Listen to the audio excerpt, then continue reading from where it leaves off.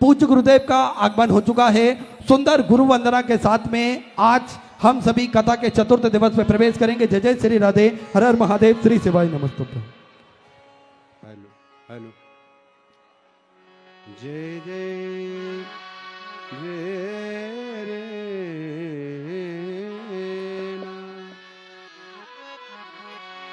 गुरुर्ब्रह्मा गुरुर्विष्णु गुरुर्देवो महेश्वराय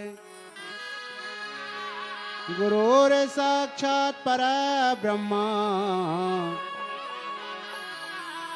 तस्मै श्री गुरुवे नमः। मैं बारी जाऊं रे बलिहारी जाऊं रे, मारा सतगुरु आंगन आया। मैं बारी जाऊं रे, मैं बारी जाऊं रे बलिहारी जाऊं रे, मैं बारी जाऊं रे बलिहारी जाऊं रे, मारा सतगुरु आंगन आया। मैं बारी जाऊं रे, मारा सतगुरु आंगन आया। मैं बारी जाऊं रे, मारा सतगुरु आंगन आया। मैं गंगा गोमती नहाया, मारा सतगुरु आंगन आया। मैं गंगा गोमती नहाया, मारी निर्मल हो गई काया। मैं बारी जाऊं रे, मारी निर्मल हो गई काया। मैं बारी जाऊं रे।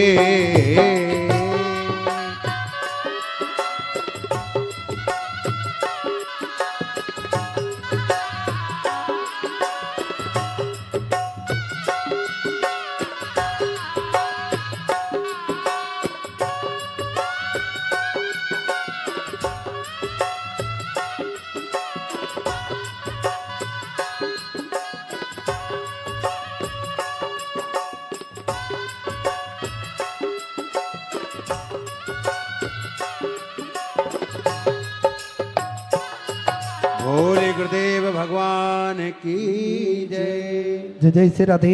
सभी भक्तों को हर हर महादेव, सदा जैसे गीता, श्री शिवाय नमस्तुभ्यं।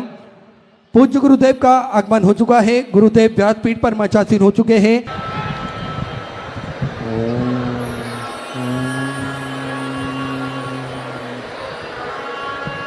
नमः शिवाय, नमः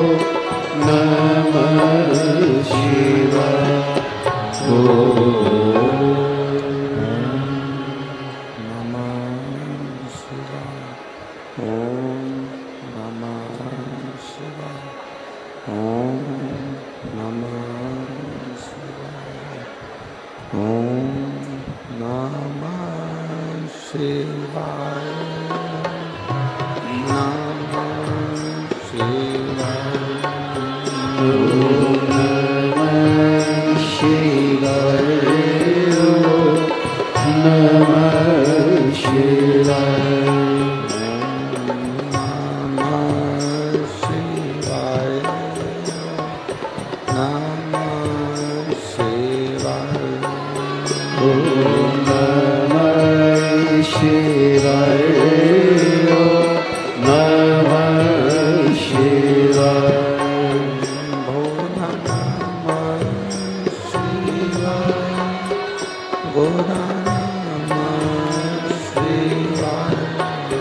भोला नमः शिवाय गौरा नमः शिवाय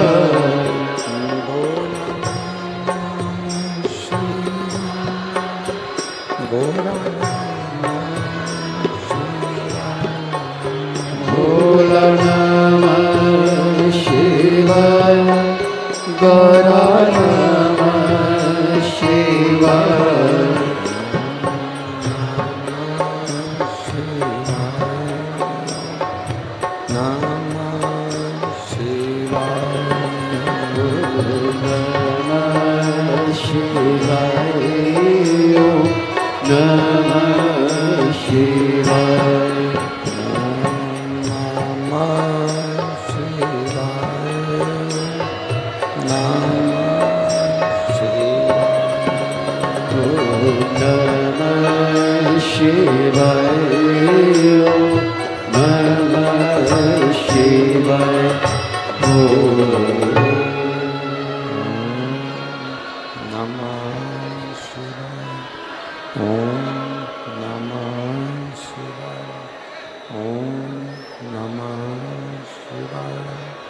विश्वनाथ भगवान की महाकालेश्वर भगवान की ओंकारेश्वर भगवान की उग्रेश्वर महादेव की जय।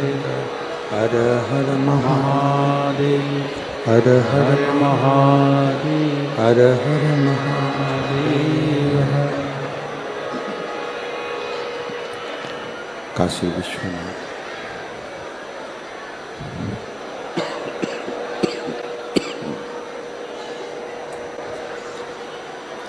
ओगड़दानी कालदर्शी कैलाशी विनाशी भगवान शिव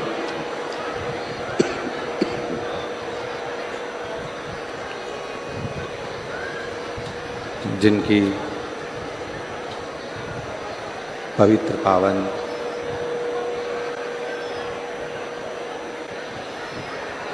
शिव महापुराण की कथा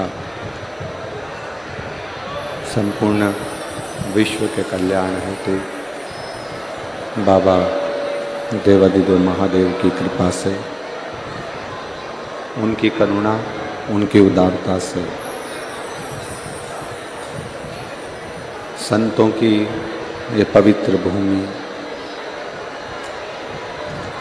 तपस्वियों की साधना भूमि,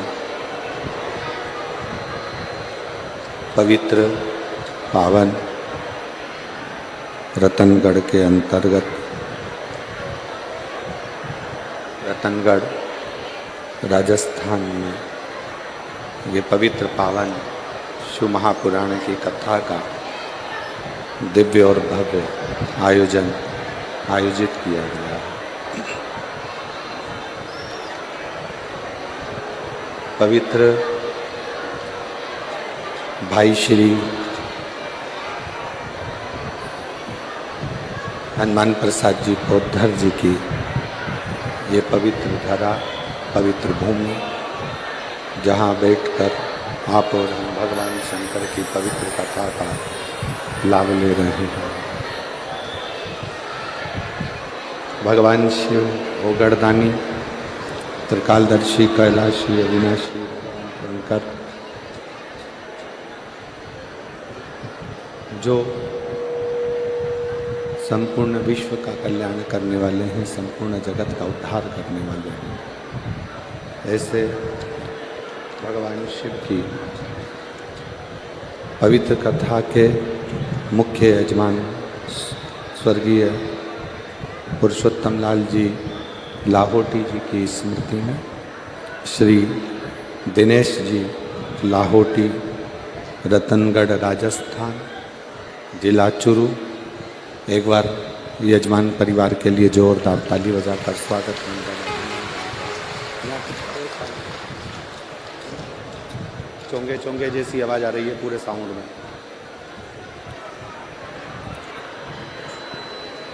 शिव की कृपा से, भगवान शंकर की करुणा और उनकी उदारता से ये पवित्र पावन कथा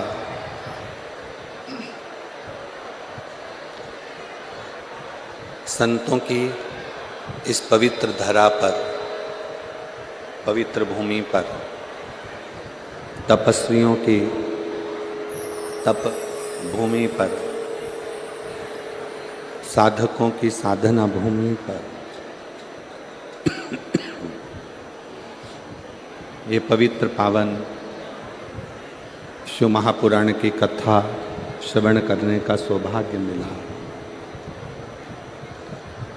कथा मंडप में विराजमान सभी संत, साधु, गुरुजन, तपस्वी जन, साधक, उपासक जो इस पवित्र कथा में विराजमान हैं, सभी संतों को, साधुओं को, तपस्वी ब्राह्मणों को प्रणाम करते हुए नंदीशाला में चल रही ये शिव महापुराण की कथा आज अपने चतुर्थ दिवस में प्रवेश कर रही है, चौथे दिन के अंदर प्रवेश कर रही है। और तेरी कृपा बिना नहीं रे एक भी लेते सांस तेरी कृपा से तनु तनु बखान क्या करूँ मैं राखों के ढेर का चपटी भभूत में खजाना कुबेर का है गंगाधार मुक्ति द्वार ओंकार तू बोले ओंकार तू आयो शरण तिहारी शंभो कार तार तू। ये शिव की ही कृपा, शंकर की ही करुणा, उनकी ही उदारता है। उन्हीं की दया से चोंगे जैसी आवाज़ आ रही है पूरे माइकों में। बक्सों की आवाज़ हैवी की नहीं, शिव कृपा से, भगवान शंकर की करुणा से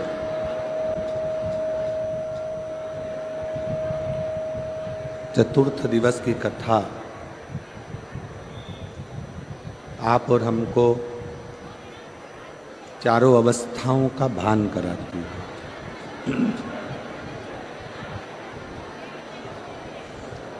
आपका बचपन कैसा होना चाहिए, आपकी जवानी कैसी होना चाहिए, आपकी अधेड़ी कैसी होना चाहिए, आपका बुढ़ापा कैसा होना चाहिए,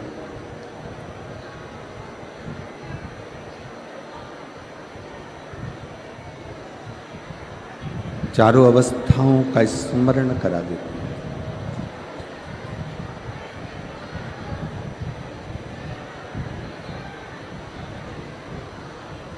शिव कथा कहती है, भगवान शंकर का चरित्र कहता है, शिव महापुराण की कथा कहती है।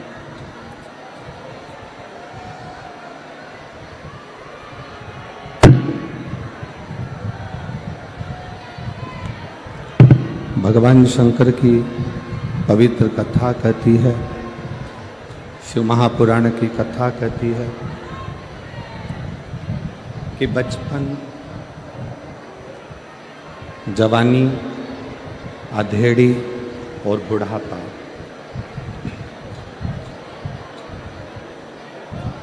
किस तरह से निकले।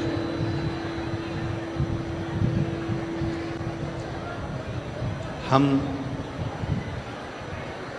अपने बचपन को, हम अपनी जवानी को, हम अपनी अधेड़ी को, हम अपने बुढ़ापे को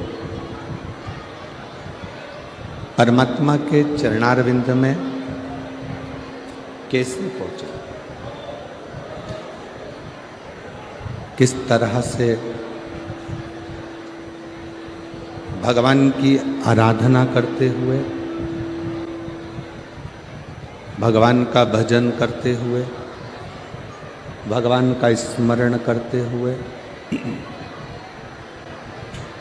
किस तरह से हम शिव भक्ति को धारण करते हुए अपने बचपन को, अपनी जवानी को, अपनी अधेड़ी को, अपने बुढ़ापे को कृतार्थ करें। देखिए, ये मानव का शरीर, ये मानव की देह मिल तो जाती है। थोड़ा सा अपन ने पुण्य करा, थोड़ा सा भजन किया, थोड़ा सा कीर्तन करा, थोड़ा सा मंत्र जाप करा, थोड़ा सा नाम जाप किया, थोड़ा सा स्मरण किया, थोड़ा सा भी पुण्य, भजन, कीर्तन, स्मरण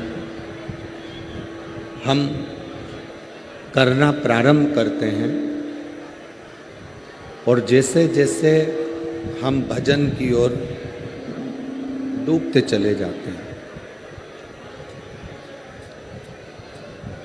भजन कीर्तन की ओर बढ़ते चले जाते हैं, वैसे वैसे हमारे पूर्व के जो पाप कर्म है,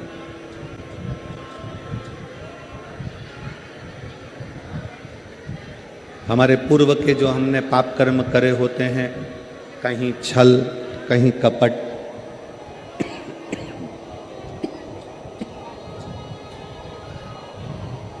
झूठ, प्रपंच, जो पूर्व में करे होते हैं, वो सब धीरे धीरे धीरे धीरे हमारे भजन के बल पर, नाम जाप के बल पर कटते चले जाते हैं।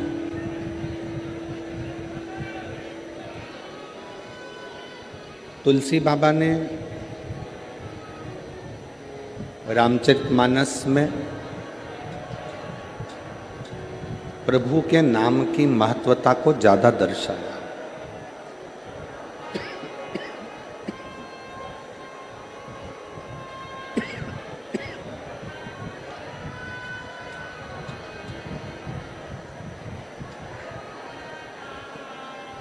तुलसी बाबा भगवान के नाम के जाप की महत्वता को ज्यादा दर्शाते हैं कि नाम जाप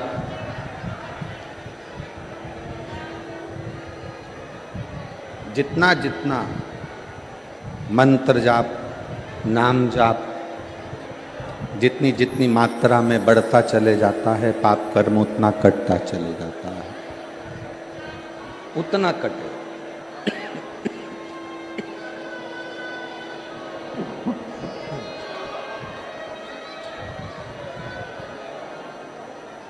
ले जाओ इस माइक को, यहाँ से सेट करिए थोड़ा माइक। जनता को आवाज़ नहीं जा रही है, किसी को भी, पब्लिक को आवाज़ ही नहीं है।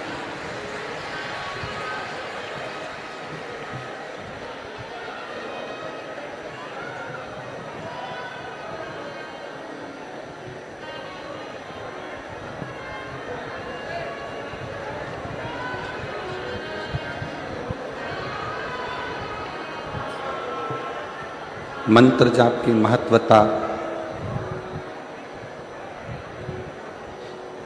नाम जाप की महत्वता हमारे पूर्व में किए हुए पापों को समाप्त करती चली जाती है। अब आपने जन्म तो मानव का लिया, मनुष्य की देह भी मिल गई, मानव का शरीर भी मिल गया,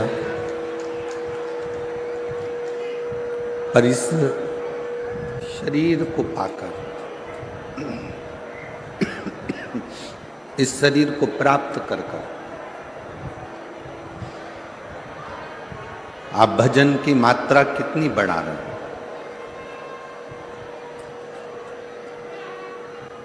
आप अपने कीर्तन की मात्रा को कितना बढ़ा रहे? आप राम नाम, कृष्ण नाम, शिव नाम कितना जप रहे हैं?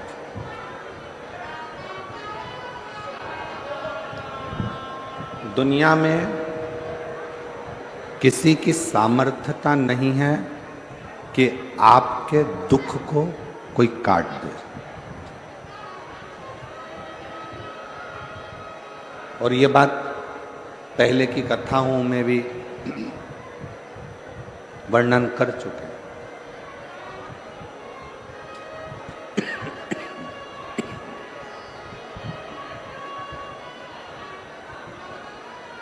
कि दुनिया के अंदर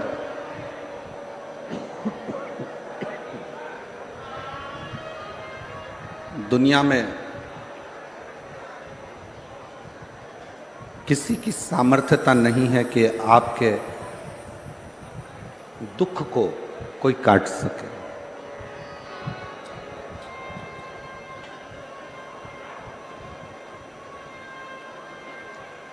अपने दुख को, अपनी तकलीफ को, अपने कष्ट को कोई दूसरा कभी नहीं काट सके।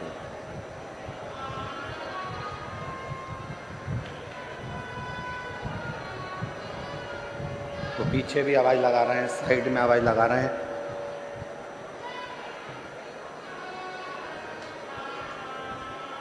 अपने दुख को, अपनी तकलीफ को, अपने कष्ट को किसी दूसरे की सामर्थ्यता नहीं है कि वो काट सके।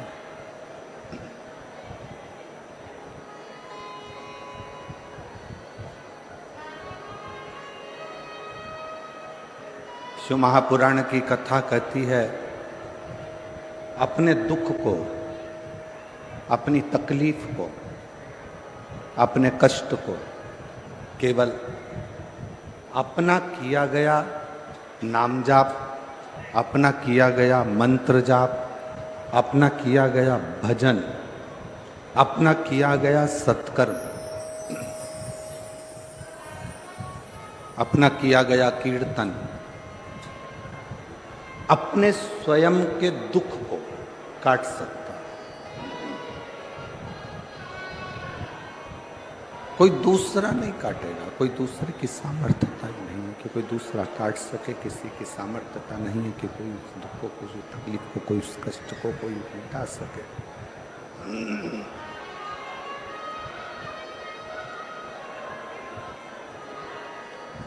जब हम शंकर जी के मंदिर में एक लोटा जल लेकर बिना संकोच के, बिना दिखावे के, बिना आडंबर के, विश्वास के साथ, भरोसे के साथ, दृढ़ता के साथ, भरोसे के साथ, विश्वास के साथ जब हम शिवालय में शिव जी के मंदिर तक पहुंचते हैं,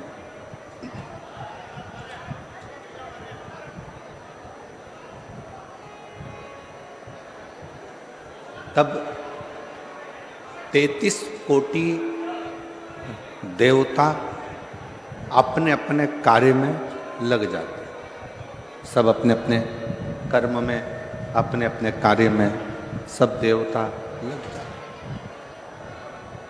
कहते हैं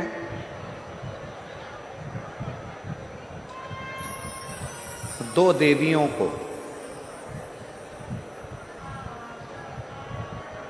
भगवान विष्णु ने शंकर जी की सेवा के लिए सम्मुख में रखा है।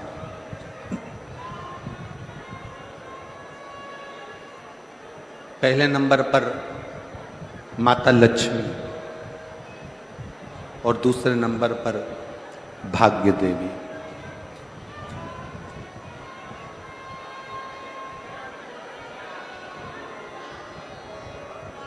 लक्ष्मी जी की माँ ख्याति देवी,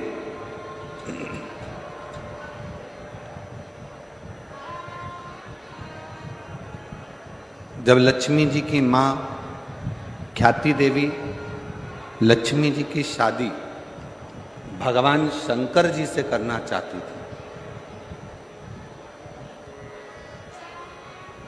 और लक्ष्मी जी का जो प्रेम था, लक्ष्मी जी का जो समर्पण था, वो भगवान विष्णु की ओर था,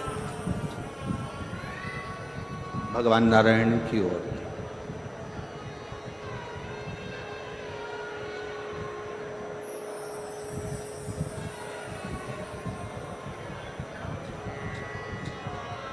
पर माता लक्ष्मी जी ने शिव जी की विनती करी, विनय करा, निवेदन करा,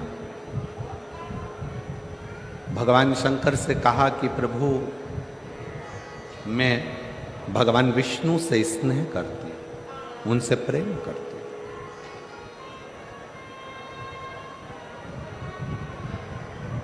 उनके प्रति मेरा समर्पण है और मेरी माँ ख्याति देवी, मेरी माँ माता ख्याति आपके साथ में मेरा विवाह करना चाहती।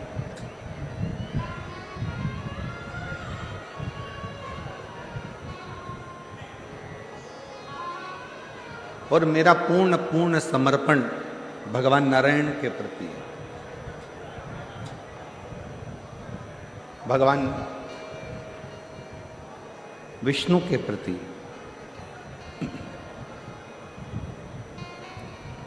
यदि आप कृपा करेंगे तो मेरा विवाह भगवान नारायण के साथ में हो सकता है, भगवान विष्णु के साथ हो सकता है।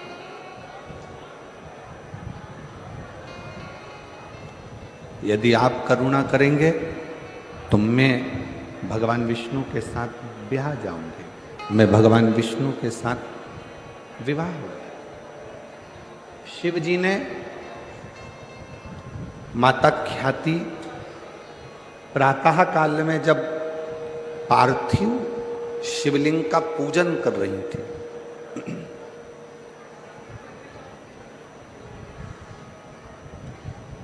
पार्थिव लिंग का निर्माण कर कर उसका पूजन कर रही। बैसाख के महीने में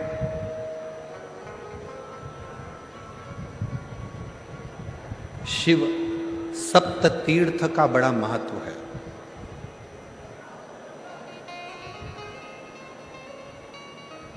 जिस नारी को 30 साल हो गए हों, बच्चे नहीं हों, 35 साल हो गए हों, संतान नहीं हो, 25 साल हो गए, 20 साल हो गए, संतान का सुख ना हो, और डॉक्टर ने कह दिया कि कोई बहुत बड़ी बीमारी किसी व्यक्ति को है, रोग बड़ा, बीमारी बड़ी है, और उस बीमारी का कोई हल, उस रोग का कोई हल नहीं दिख रहा, कोई हल नजर ना आ,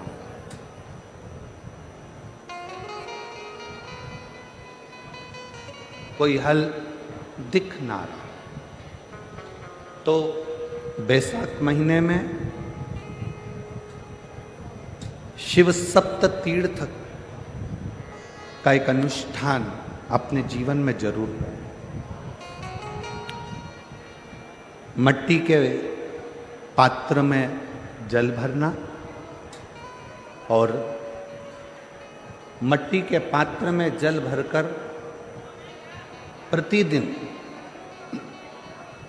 रोज 7 दिन का ये नियम होता है सप्ततीर्थ का, सप्ततीर्थ। बस विराम जो है उसका प्रदोष के दिन होना चाहिए। और बैसाख के महीने में जब आप सप्ततीर्थ का अनुष्ठान करें, 1 घड़ा जल का रोज भरें प्रतिदिन। और एक बेलपत्र, एक शमी पत्र उस घड़े के नजदीक में कोई पात्र में अवश्य रखें। पात्र को, जो जल का घड़ा है, जल का पात्र है, उसको मट्टी के ही दीप से या कोई श्वेत वस्त्र जिसको मला गया हो, धोया गया हो, साफ हो, उस वस्त्र से ढक दें। एक दिन एक शिवालय में जाएं, शमी पत्र अशोक सुंदरी वाली जगह पर समर्पित करें। अशोक सुंदरी की जगह जानते हो ना आप लोग? अशोक सुंदरी की जगह पर शमी पत्र समर्पित करें। बेलपत्र जहां आप खड़े हैं उधर से डंडी का भाग आपकी ओर हो और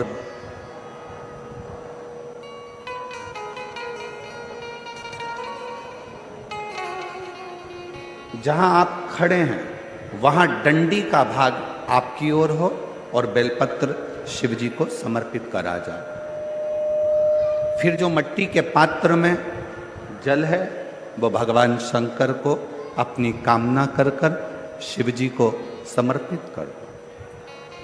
संतान के लिए कर रहे हो तो वहीं से जल को एक कटोरी में, एक पात्र में झेल लीजिए। उस जल का आधा भाग नंदी के पास बैठकर आप ग्रहण कर लो, आधा भाग अपने पति को देना प्रारंभ करो। कोई रोग के लिए कर रहे हो, किसी बीमारी के लिए कर रहे हो, तो वो जल आप अपने घर की देहली में प्रवेश करने के पहले अपने मुख में उसको ग्रहण कर लो। एक दिन में एक शिवालय, दूसरे दिन दूसरा शिवालय, तीसरे दिन तीसरा शिवालय। अगर अपने नगर में, अपने गांव में, अपने क्षेत्र में 7 शंकर के मंदिर नहीं हो, यदि अपने गांव में, अपने नगर में, अपने क्षेत्र में 7 शंकर के शिवालय नहीं हो, तो मिट्टी का शिवलिंग बनाकर उस पे चढ़ाओ। पर रोज एक शिवालय अलग होना चाहिए। प्रति प्रदोष के दिन जब आप इस सप्त तीर्थ का विराम करेंगे, उस समय पर जल, जब प्रदोष काल आए, प्रदोष काल का जब समय हो जल चढ़ाओ सुबेरे, और प्रदोष काल का जब समय हो उस जल का पान उस प्रदोष काल में कर लेना। प्रदोष को, जो प्रदोष काल में उस जल को शंकर का पंचाक्षर मंत्र नमः शिवाय, षडाक्षर मंत्र ओम नमः शिवाय या श्री शिवाय नमस्तुभ्यम बोलकर प्रदोष काल में उस जल का पान करें। बाबा को प्रार्थना करें, शिव से विनय करें। ये नियम केवल बैसाख के महीने में होता है, इसको बाकी के महीने में नहीं किया जाता है। इसको बाकी के महीने में नहीं करते, केवल बैसाख।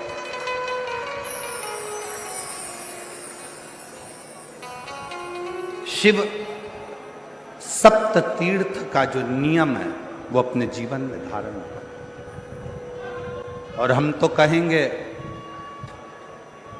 शिव महापुराण की कथा श्रवण करने वाले प्रत्येक बेटा बेटी से, शिव महापुराण की कथा सुनने वाले प्रत्येक शिव भक्त से हम तो कहेंगे कि शरीर में कोई रोग नहीं भी है, संतान की प्राप्ति नहीं भी चाहिए, उच्च शिक्षा के लिए आप कर रहे हैं, अपने जीवन की खुशहाली के लिए कर रहे हैं, तो शिव का सप्त तीर्थ अनुष्ठान अवश्य करें, अवश्य, और अपने जीवन को सार्थक करें। धन्य शिव कथा कर रही है, भगवान शंकर का चरित्र कराए, भगवान शंकर का संवाद कराए। लक्ष्मी जी की मां ख्याति देवी जब पार्थिव लिंग का निर्माण करती,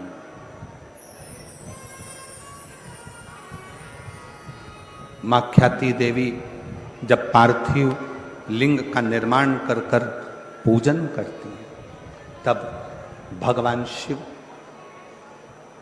माता लक्ष्मी की मां ख्याति देवी के सामने प्रकट हो जाते हैं, सम्मुख में प्रकट,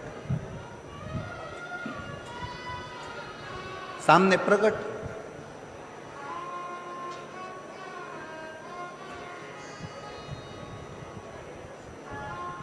शिव को प्रकट करने के लिए या भगवान शंकर का वर प्राप्त करने के लिए या भगवान शंकर को प्राप्त करने के लिए, उनका आशीर्वाद लेने के लिए बहुत सारा आडंबर दिखावा शंकर को प्रिय नहीं।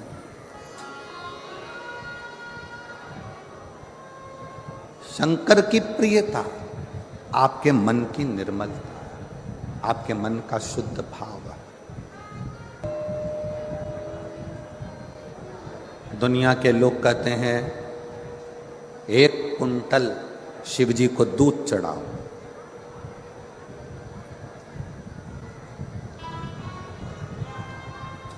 एक कुंटल 101 किलो शिव जी को दूध चढ़ाएं। कोई कहता है शंकर भगवान को 56 भोग लगाओ, कोई कहता है भगवान शंकर को 1.25 लाख बेलपत्र शिव जी को चढ़ाओ। नहीं भाई, 1.25 लाख बेलपत्र शंकर को चढ़ाने के हकदार आप कब बनेंगे?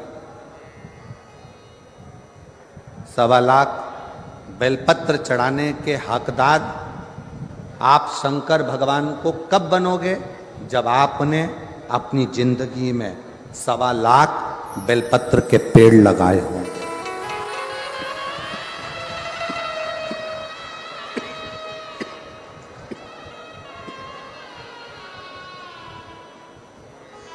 जब आपने अपने जीवन में 1.25 लाख बेलपत्र के वृक्ष लगाए, पेड़ लगाए,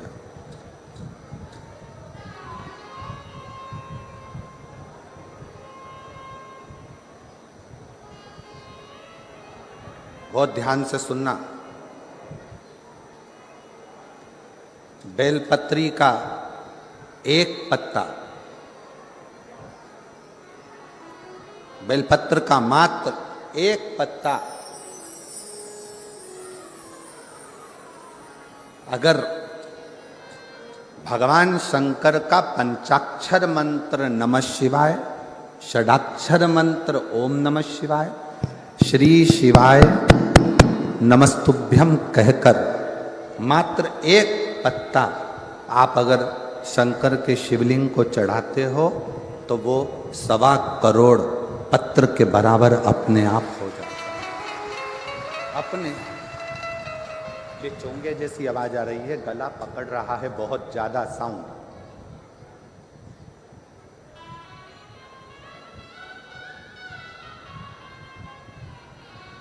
सवा करोड़ शिवलिंग के बराबर, 1.25 करोड़ शिव बेलपत्र के बराबर एक पत्र हो जाता, एक पत्र।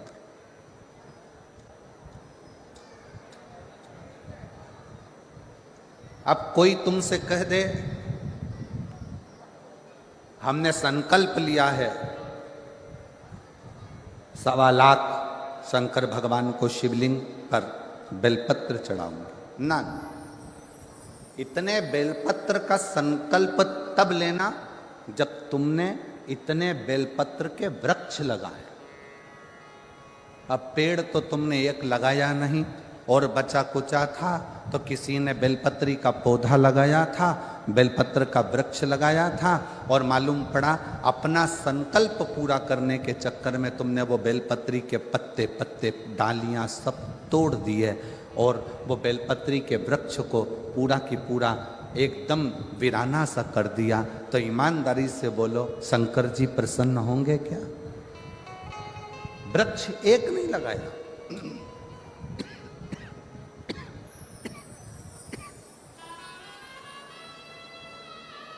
बेलपत्री का पेड़ एक नहीं लगाया और मालूम पड़ा अपना संकल्प पूरा करने के लिए, अपना लक्ष्य पूरा करने के लिए पूरा की पूरा वृक्ष, पूरा की पूरा पेड़, पूरा की पूरा वृक्ष आप लोगों ने वीराना कर दिया, तो वो मतलब का नहीं, वो मतलब का नहीं।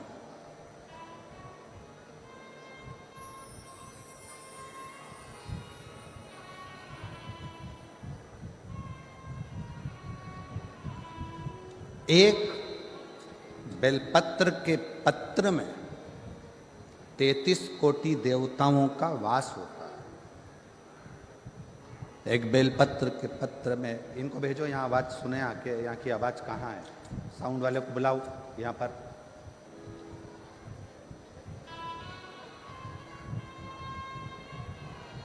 एक बेलपत्र के पत्र के अंदर 33 कोटि देवताओं का वास होता है, 33 कोटि देवताओं।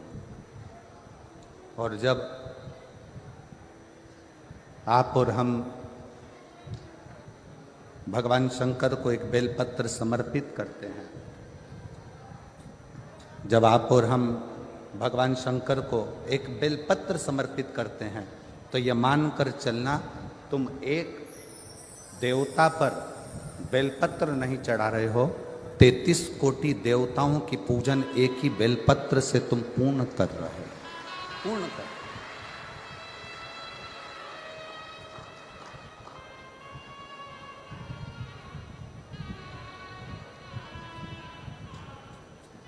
सारे देवताओं की पूजन, सारे देवताओं की आराधना, सारे देवताओं की अर्चना तुम एक बेलपत्र से पूर्ण कर ले रहे हो, एक बेलपत्र। माता ख्याति का यह चरित्र थोड़ा सावधानी से श्रवण करिएगा।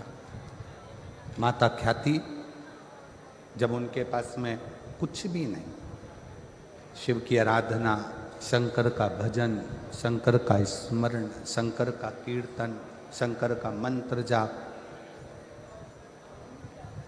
शंकर का नाम जाप,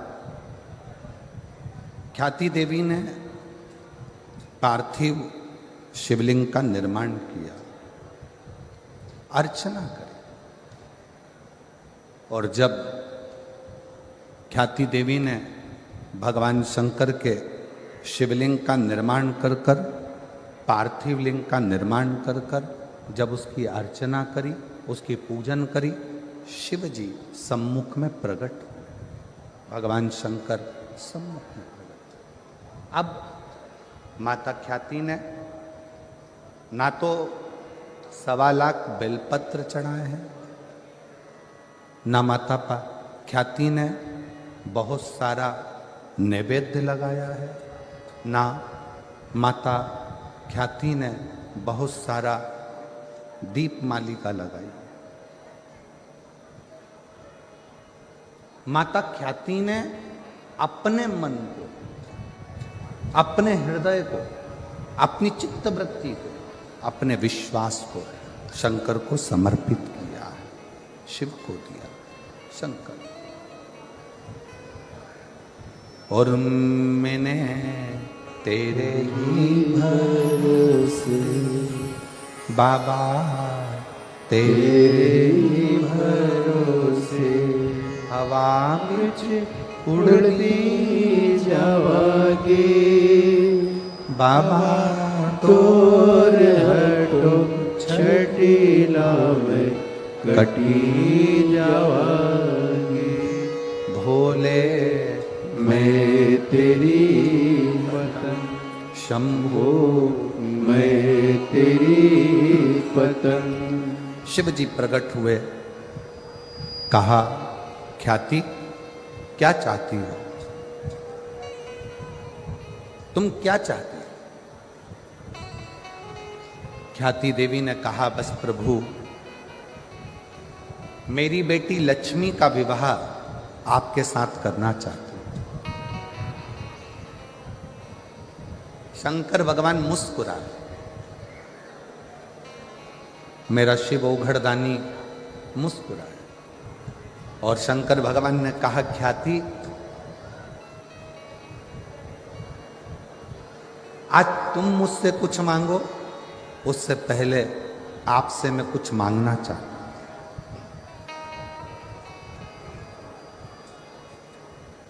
आज मैं आपसे कुछ मांगना चाहता हूं। शंकर भगवान ने जैसे ही कहा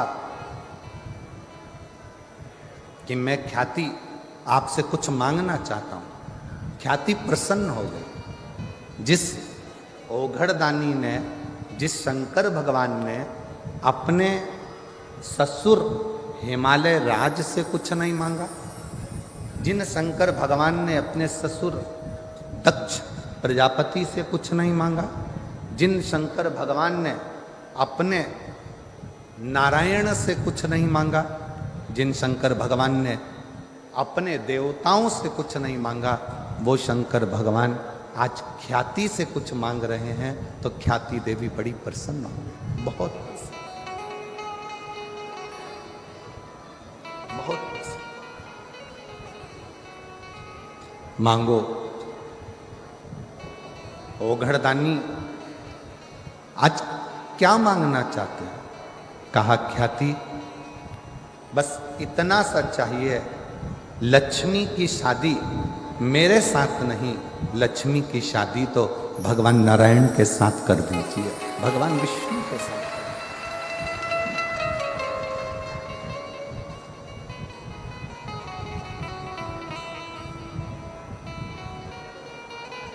प्रभु, ख्याति देवी ने कहा मैंने तो मन में संकल्प लिया था कि आपका विवाह लक्ष्मी से हो, लक्ष्मी का विवाह आपसे हो।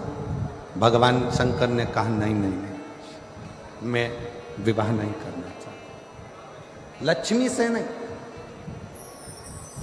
आप लक्ष्मी जी की शादी तो भगवान नारायण के साथ करो। ख्याति देवी ने शिव जी को कहा ठीक है, भगवान विष्णु के साथ में लक्ष्मी जी का विवाह हुआ। शंकर भगवान जब विवाह के मंडप में खड़े हुए थे, विवाह के मंडप में जब ओघड़दानी भगवान शिव जब खड़े हुए थे, तभी उसी समय पर, उसी पल, उसी घड़ी, उसी क्षण भगवान नारायण ने भावर लेते समय लक्ष्मी जी से कहा, लक्ष्मी आपकी भावर मेरे साथ पड़ रही है, आप मेरी धर्मपत्नी बनने जा रही हो, पर मुझे आपसे एक वचन चाहिए, मुझे आपसे एक वचन चाहिए। कौन सा वचन? लक्ष्मी जी ने पूछा तो नारायण कहते हैं कि आप शिवालय में भगवान शंकर के चौखट पर, भगवान शंकर के शिवालय में आप सेवा के लिए प्रतिदिन जाओ,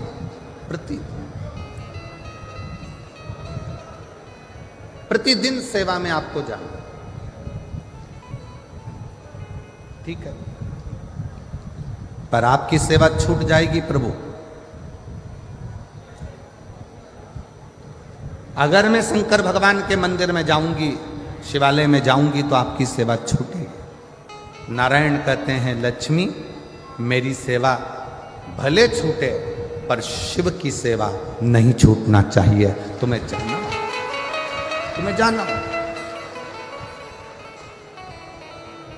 लक्ष्मी जी ने वचन दिया, रोज प्रतिदिन लक्ष्मी जी शिव जी के मंदिर में आकर, शंकर के शिवालय में आकर सेवा में लग जाए, प्रतिदिन प्रतिदिन। ये देखते देखते देखते देखते समय बीता। एक दिन भगवान शिव जी का ध्यान माता लक्ष्मी पर गया। माँ लक्ष्मी,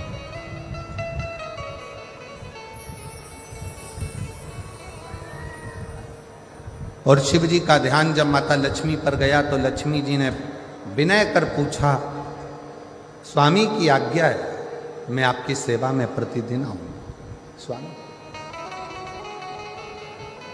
मेरे लिए सेवा क्या हो वो बता। क्या सेवा? शंकर भगवान ने कहा, लक्ष्मी तुम आती हो ना, तो तुम्हारे साथ में तुम्हारी एक सखी भाग्य देवी भी तुम्हारे साथ में आती है। इनसे कुछ नहीं होना है, ये वाला ऐसी है, उसके लेयर ऐसी चल रही, बार बार चालू होता, इधर आएगा तो आवाज आएगा उसमें।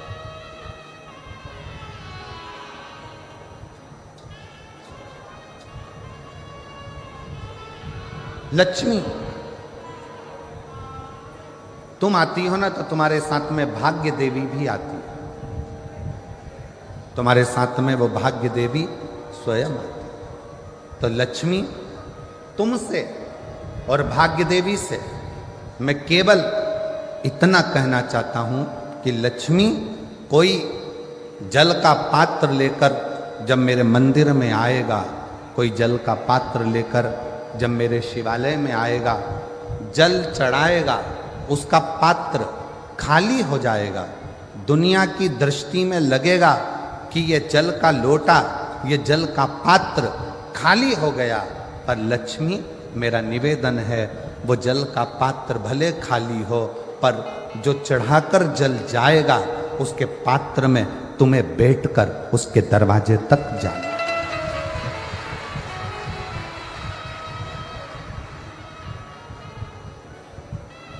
तुम्हें जाना।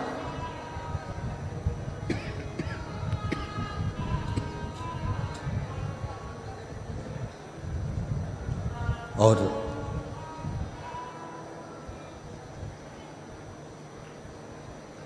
भाग्य देवी हाथ जोड़कर कहती है कि मेरे लिए क्या आज्ञा, मेरे लिए क्या आज्ञा। शंकर भगवान ने कहा, भाग्य देवी तुम मेरी चौखट पर रहोगी, मेरे दरवाजे की चौखट पर भाग्य देवी विराजमान रहेगी। जो मेरे शिवालय तक आएगा उसके भाग्य को बदलने की जवाबदारी तुम्हारी रहेगी, उसका भाग्य तुम।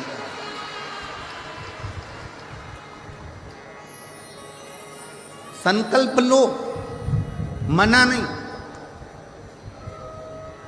पर ऐसा संकल्प मत लेना जिस संकल्प से देवता को भी दुख।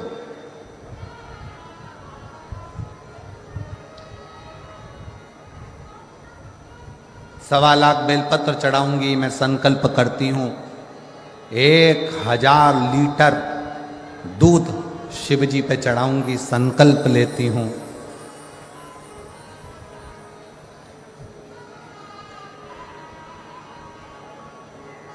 सवा लाख समीपत्र शंकर को चढ़ाऊंगी, संकल्प लेती हूं।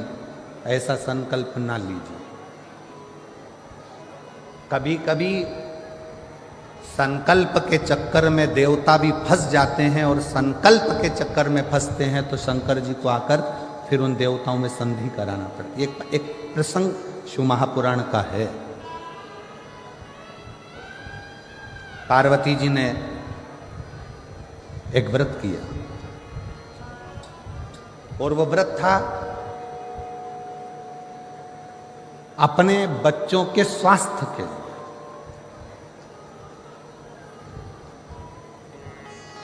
अपने पुत्रों के लिए, अपने बच्चों के लिए।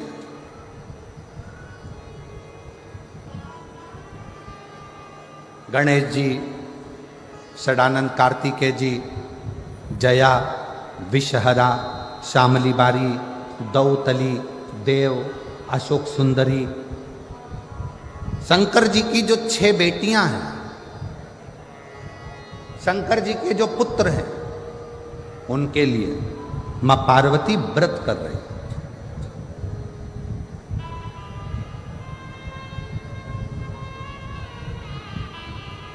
माता पार्वती ने व्रत किया, और पार्वती जी ने व्रत करा, और व्रत का उद्यापन माता पार्वती जी करने के लिए बैठी तो भगवान विष्णु और नारद जी वहां से निकल कर जा रहे थे। आज पहली बार भगवान नारायण के साथ में नारद जी निकल कर जा रहे हैं। कुर्म पुराण का यह चरित्र बड़ा सुंदर है।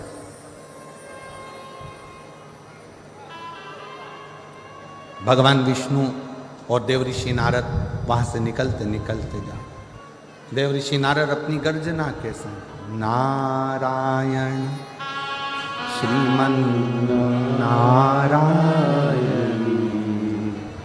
नारायण श्रीमन नारायण नारायण श्रीमन नारायण नारायण श्रीमन नारायण। नारद जी चले जा रहे हैं। पहली बार भगवान विष्णु और नारद दोनों जा रहे हैं। पार्वती जी बैठी थी। संकल्प था व्रत पूर्ण होने पर उद्यापन करना।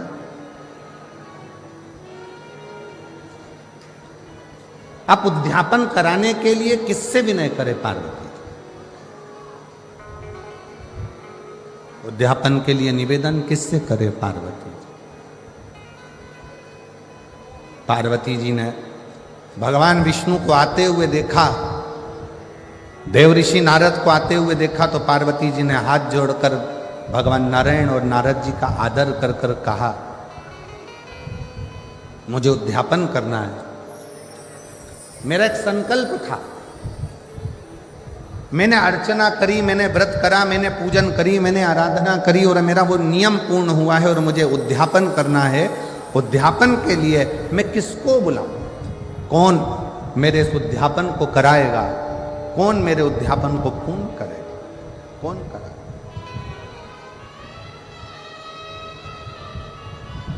देव ऋषि नारद बड़े प्रसन्नता में कहने लगे, मां सनत कुमार जी को बुलाइए और सनत कुमार आपके इस उद्यापन को करा देंगे। सनत कुमार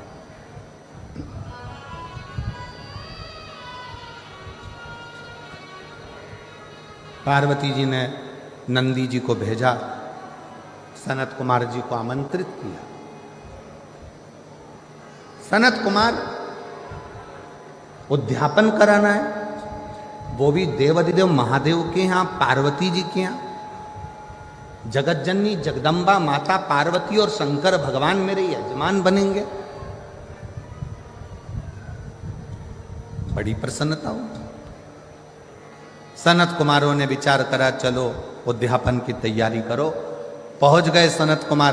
पार्वती जी ने हाथ जोड़कर विनय कर कर कहा सनत कुमारों से कि हमारा व्रत पूर्ण हुआ है, संकल्प पूर्ण हुआ है और आप अब यहाँ हमारा उद्यापन करा दो। सनत कुमार ने कहा, उद्यापन तो मैं करा दूंगा, पर दक्षिणा क्या दो?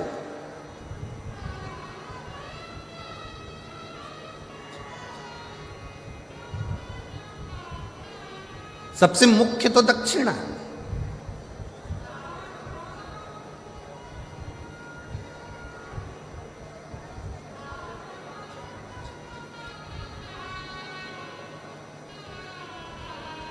आप दक्षिणा क्या दोगी मुझको? पार्वती जी ने कहा, सनत कुमार जी जो आपको अच्छा लगेगा हम दक्षिणा में वो दे देंगे। आपको जो अच्छा लगे वो दक्षिणा में दे दिया जाए।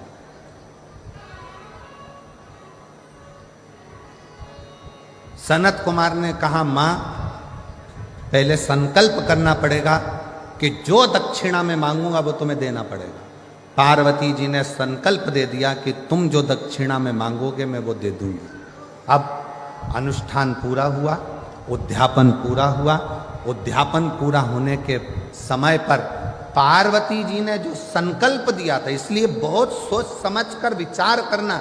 शिव जी के मंदिर में जाओ, ऐसा कोई संकल्प मत करो कि मैं 1.25 लाख बेलपत्र चढ़ाऊंगी, मैं 1000 लीटर दूध चढ़ाऊंगी।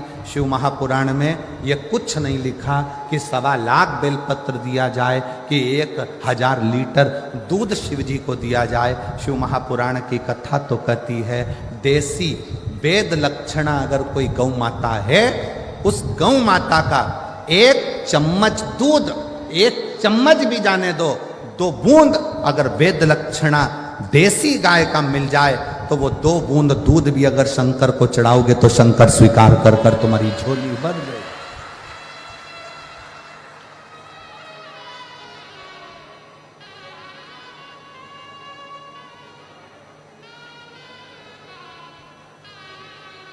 रतनगढ़ में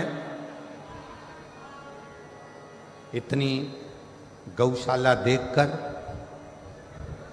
रतनगढ़ में गौ माता की इतनी अच्छी सेवा देखकर आज हृदय बड़ा प्रफुल्लित है, जो रतनगढ़ के अंदर इतनी गौ माता की सेवा है।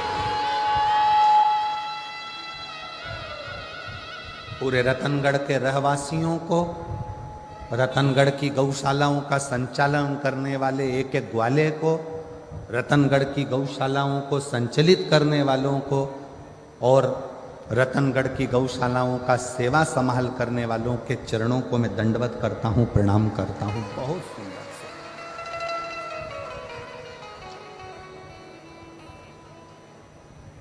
शिव कभी नहीं कहे 24,000 श्लोक की शिव महापुराण में कहीं नहीं लिखा कि शंकर भगवान को 1.25 लाख बेलपत्र देना। इसमें कहीं नहीं लिखा कि 1000 लीटर दूध देना।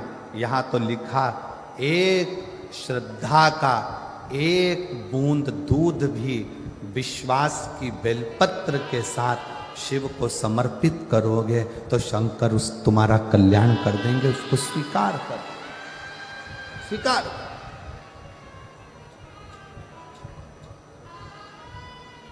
विश्वास के साथ,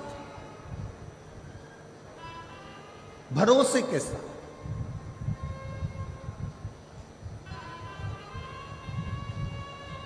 आपका भरोसा श्रेष्ठ होगा तो शिव मिलेगा। संकल्प ऐसा ना करा जाए जिस संकल्प में भगवान तुमसे दूर हो जाए।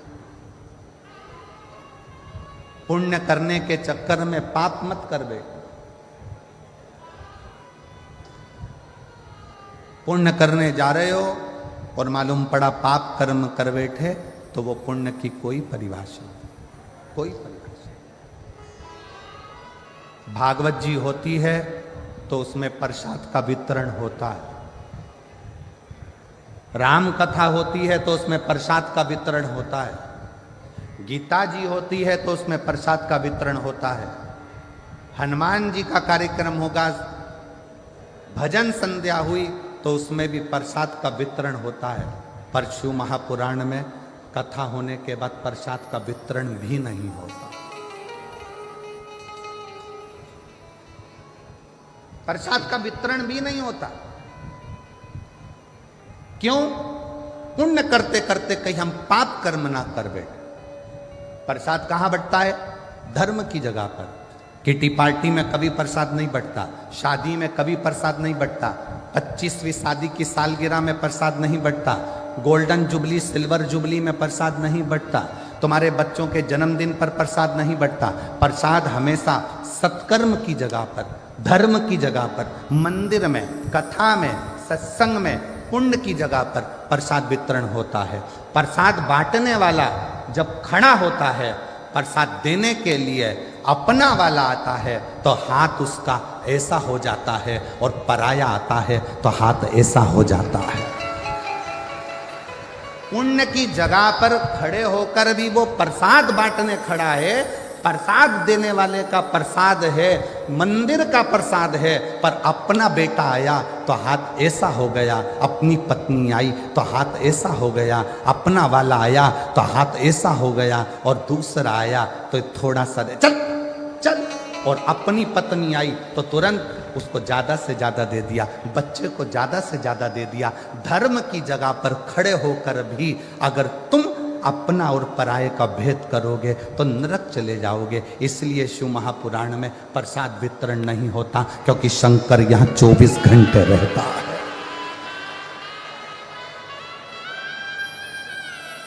जितने दिन तक शिव महापुराण की कथा जिस पंडाल में होती है, जितने दिन तक शिव महापुराण की कथा पंडाल के अंदर विराजमान होती है, शंकर जी ने तुमरुका जी को वचन दिया है कि तुमरुका चंचुला के पति को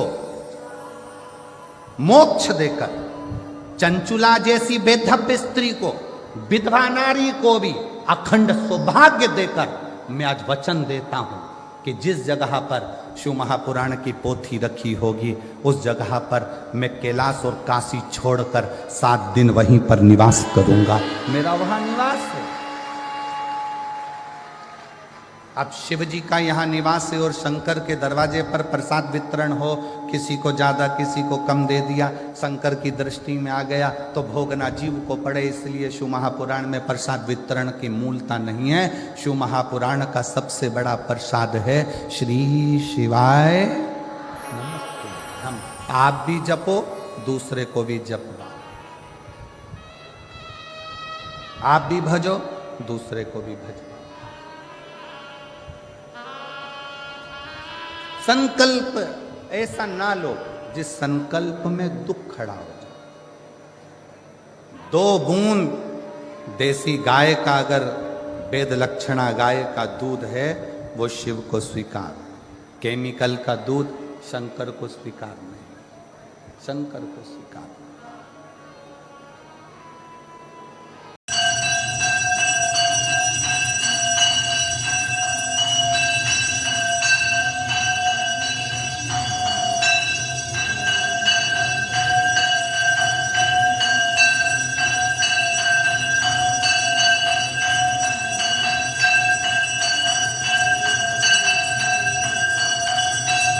शिव भक्ति का फल क्या? कोई ऐसा संकल्प अपनी जिंदगी में मत लो जिस संकल्प को आप पूरा कर नहीं सकते। कोई ऐसा संकल्प ना ले,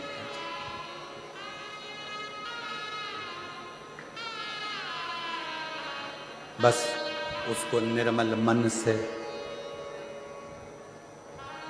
हृदय से शिव को, और जब हम उसको निर्मल मन से पुकारेंगे तो वो श्रवण करेगा, सुनेगा। उसको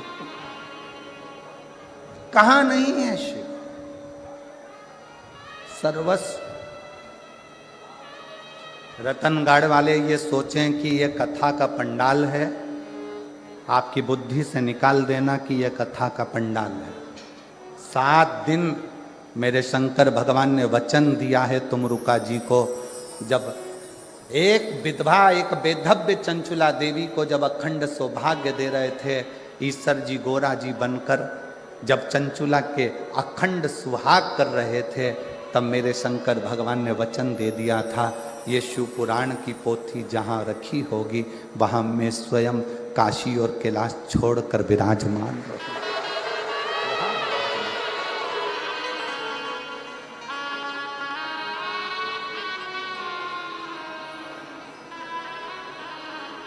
वहां और शिव जैसे हेलीपैड देखकर हेलीकॉप्टर उतरता है, वैसे ही शिव महापुराण की कथा जहां होती है वहां शंकर उतरता है। शिव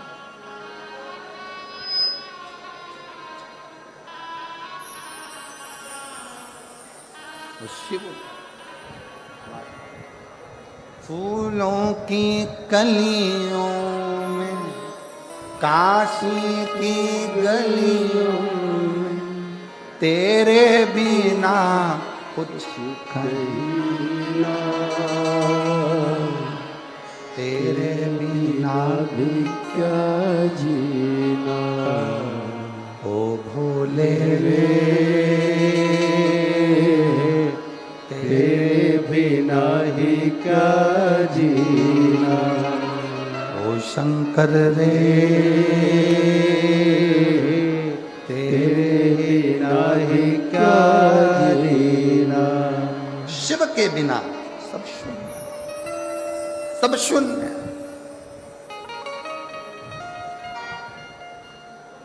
फूलों की कलियों में, काशी की गलियों में, फूलों की कलियों में, काशी की गलियों में, तेरे बिना कुछ कहीं ना, तेरे बिना ही क्या जीना, ओ शंभो रे तेरे बिना ही क्या जीना, ओ शंभु रे तेरे बिना ही क्या जीना, तेरे बिना ही क्या जीना। 40 साल से अस्थमा की बीमारी थी, चलना फिरना खाना पीना सब छूट चुका था डॉक्टरों के हिसाब से, और बाबा की कृपा से अब 40 साल बाद ठीक हुई है, चल भी रही है फिर भी रही है, और शिव कृपा।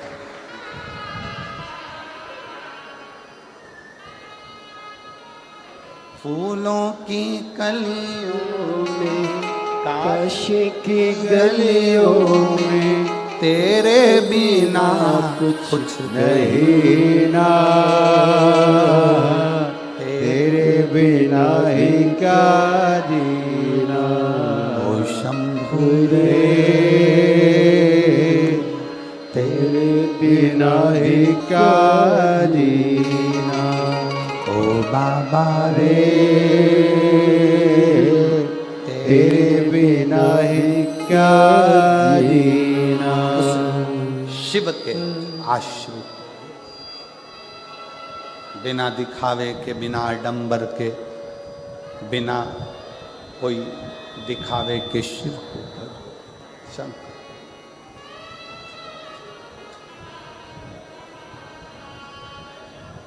आप जितना जितना शिव की भक्ति कर सकते हो कर। एक बात और कहना चाहेंगे, आप यहाँ जितने लोग कथा श्रवण करने आए हैं उनके भी स्मरण में होगा, अगर आप लोग कहीं दूसरी जगह कथा सुनने गए होंगे और वहाँ के पंडाल में जितने कार्यकर्ता सेवा में लगे रहते हैं वो भी कथा को सुनते हैं। क्यों? क्योंकि रतनगढ़ में बार बार शिव पुराण की कथा होने वाली नहीं है, तो कहाँ जाकर सुनेंगे? कहाँ? हमारा तो कार्यकर्ताओं से भी निवेदन है, खूब सेवा करो, मना नहीं, पर जिस समय कथा चले बाबा से अर्जी करने के लिए, उससे प्रार्थना करने के लिए तुम कहाँ जाओगे? कहाँ तुम विनय करने के लिए पहुंचोगे? कौन से पंडाल में जाकर बैठोगे? अपने गांव में कथा हो रही है, अपने क्षेत्र में कथा हो रही है, 2 क्षण बैठकर उसको अपने दिल का हाल सुना लो, उसको अपने मन की बात कह लो हृदय से। और जब हम बाबा को अपने हृदय का भाव कहें तो वो स्वीकार है। कोई संकल्प ऐसा न लिया जाए जिस संकल्प में भगवान का भी मन दुखे, हृदय। शिव के उस भाव को अपने हृदय में, शिव कथा कर रही, शिव महापुराण की कथा कर रही, भगवान शंकर का संवाद कर रहा है, शिव तत्व।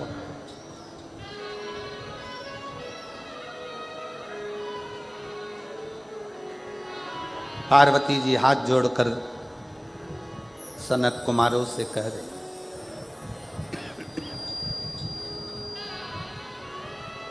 मैं वचन देती हूं कि आपको जो दक्षिणा मांगोगे मैं आपको दूं, जो दक्षिणा मांगोगे।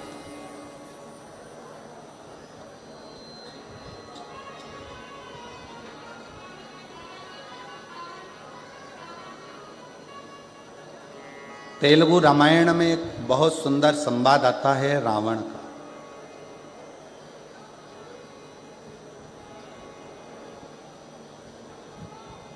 तेलुगु रामायण के अंतर्गत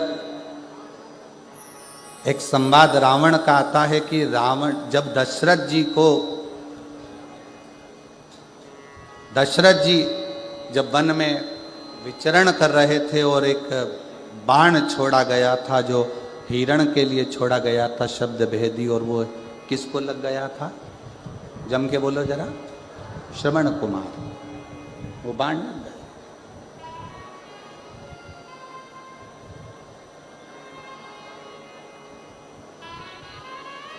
सुहांगी के बेटे को, शांतिन मुनि के पुत्र को वो बाण लगा। वो बाण लगा।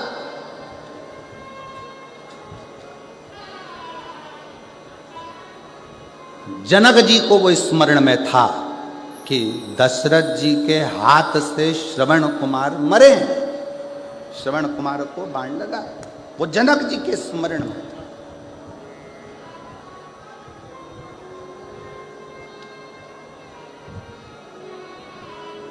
और सुहांगी कौन? तेलुगु रामायण कहती है सुहांगी कौन? कहा दशरथ जी की बहन।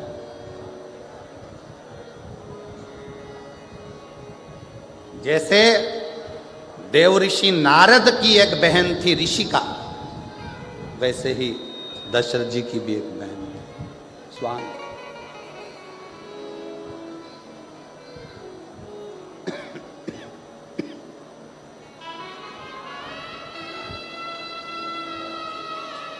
जैसे देव ऋषि नारद जी का एक भांजा था, देव ऋषि नारद जी का भी एक भांजा था पर्वत मुनि, उसी तरह यदि देखा जाए तो सुहांगी का पुत्र श्रवण कुमार भी दशरथ जी का ही भांजा। जनक जी के स्मरण में यह बात थी कि दशरथ जी के हाथ से श्रवण कुमार के प्राण छूट गए। श्रवण कुमार, जानकी जी जिस दिन से अयोध्या में आई तो उन्होंने प्रसाद ना पाया। पूछा क्या बात है, भोजन नहीं कर रही हो? कहा मैं कैसे भोजन करूं, यहां तो दोष लगा है भांजे की हत्या का। दोष मिटे कैसे?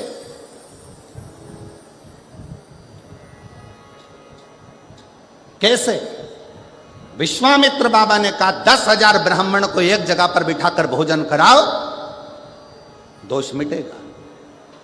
जानकी जी ने सुन रखा था अपने पिता जनक जी से कि दोष को मिटाने के लिए कोई ऐसा ब्राह्मण घर में आकर भोजन करे जिसने कभी किसी यजमान के घर में भोजन ना किया। ऐसा ब्राह्मण आज भी हमारे मध्य प्रदेश में नियम है, मारवाड़ का राजस्थान का नहीं मालूम, पर हमारे यहाँ ब्राह्मण देवता अगर भोजन करने के लिए बुलाए जाते हैं तो उनसे कह दिया जाता है महाराज जी तुम 2-4 घर में जीम के मत आना, हमारे घर में आकर जीमना। तुम 2-4 जगह भोजन कर कर आ जाओगे, फिर हमारे यहाँ कुछ नहीं खाओगे तो हमें पुण्य कैसे मिलेगा? श्राद्ध का समय है, आप यहाँ भी चले गए, वहाँ भी चले गए, वहाँ भी चले गए, और हमारे घर में आप आए तो आपने कुछ मुंह झूठा करा, कुछ भी ना खाया, तो हमको तो कोई पुण्य मिला नहीं। सीता जी ने कहा कोई ऐसा ब्राह्मण जिसने किसी जजमान के घर में अपना मुख झूठा ना करा, जिसका निमंत्रण कभी किसी ने ना करा, उसको बुलाया जाए। ऐसा ब्राह्मण कहाँ मिलेगा? तब किसी ने कहा ऐसा ब्राह्मण तो केवल एक ही है, और वो लंका का राजा रावण है। असुर है, राक्षस है, प्रवृत्ति राक्षस की है, पर हे ब्राह्मण। और उसको किसी ने भोजन करने नहीं बुलाया क्योंकि उसकी प्रवृत्ति राक्षस की। ऐसे राक्षस को कौन अपने घर भोजन करने बुलाएगा? पाती लिखी गई, दशरथ जी के घर से रावण के यहाँ गई। मंदोदरी के हाथ में पत्र आया, मंदोदरी ने पत्र पढ़ा तो अपने पति के हाथ जोड़कर निवेदन करा कि आप ब्राह्मण कुल में जन्मे हो, परंतु आपने ब्राह्मण कर्म कभी नहीं किया। रावण कहता है मैं शंकर जी की पूजन करता हूं, यह ब्राह्मण कर्म नहीं तो और क्या है? मैं कंधे पर जनेऊ धारण करता हूं, ब्राह्मण कर्म नहीं तो और क्या है? मैं मस्तक पर त्रिपुंड धारण करता हूं, यह ब्राह्मण कर्म नहीं तो और क्या है? मंदोदरी कहती है यह ब्राह्मण कर्म अलग बात है, ब्राह्मण का मूल कर्म है जजमान के यहाँ भोजन करने जाए और दक्षिणा लेकर आए। आप कहाँ भोजन करने गए? रावण कहता है मेरे जैसे दशानंद को कौन भोजन कराएगा, किसको अपने भंडारे खाली करवाना है, जो मुझे बुलाएगा। मंदोदरी ने कहा अयोध्या के राजा दशरथ जी ने भोजन करने बुलाया है, जाओगे? रावण खुश होकर बोला मुझे? हाँ। रावण ने अपने मस्तक का मुकुट नीचे रख दिया और मुकुट उतार कर रावण दशरथ जी के यहाँ चला, क्योंकि रावण को मालूम था कि जिसके दरवाजे पर जा रहा हूं उन राम के दरवाजे पर जाने के लिए अहंकार के मुकुट को जमीन पर रखना पड़ेगा। अहंकार का मुकुट जब जमीन पर जाएगा तब मुझे राम मिल पाएंगे। रावण पहुंचे, दशरथ जी ने चरण धुलाए, भीतर प्रवेश कराया। आइए माना, भोजन करने बैठे। रावण से पूछा कि आप ब्राह्मण क्या भोजन करोगे, क्या बनाया जाए? रावण ने कहा, जिसके कारण मैं भोजन करने आया हूं, भोजन वो बनाकर खिलाएगी तो मैं भोजन करूंगा। सीता भोजन नहीं कर रही थी और उसके कारण भोजन करने आए। सीता ने नियम लिया था, जब तक कोई ब्राह्मण भोजन ना करे तब तक मैं भोजन ना करूं। सीता जी को बुलाया गया। रावण ने पूछा, सीता जी ने पूछा, ब्राह्मण देवता बताओ भोजन क्या बनाया जाए? रावण कहते हैं सीता जी से, भोजन तो मैं कर लूंगा पर मेरी एक शर्त है। क्या? जो भोजन करने के बाद दक्षिणा मांगूंगा वो तुम्हें देना पड़ेगा। जानकी जी ने कहा, ठीक है, जो दक्षिणा मांगोगे मैं दूंगी, आप भोजन करें। ब्राह्मण भोजन करे। दक्षिणा देने की बारी आई तो दशरथ जी ने दक्षिणा देना चाहा, मना कर दिया, जानकी जी को बुलाया जाए। सीता जी सामने खड़ी थी रावण के, मांगो दक्षिणा में क्या चाहिए? रावण कहता है, जानकी फिर विचार कर लीजिए, दक्षिणा में जो मांगूंगा वो देना पड़ेगा। देवता ऊपर से घबरा रहे थे। अपने स्थान पर बैठकर भगवान देवाधिदेव महादेव से अपने मन का भाव अवश्य कहें। आज सोमवारी है, सोमवार का दिन। बाबा देवाधिदेव महादेव से अपने मन के भाव अवश्य कहें, प्रार्थना करें, विनय करें, निवेदन करें। जहाँ जगह मिले वहाँ बैठकर बोलिएगा, हृदय से बोलिएगा, भाव से बोलिएगा। जहाँ भी जगह मिले वहाँ बैठ जाओ और बाबा से अपने मन का भाव अवश्य कहें। साथ में बोलेंगे, हृदय से बोलेंगे, दिल से कहेंगे, साथ में पुकारें।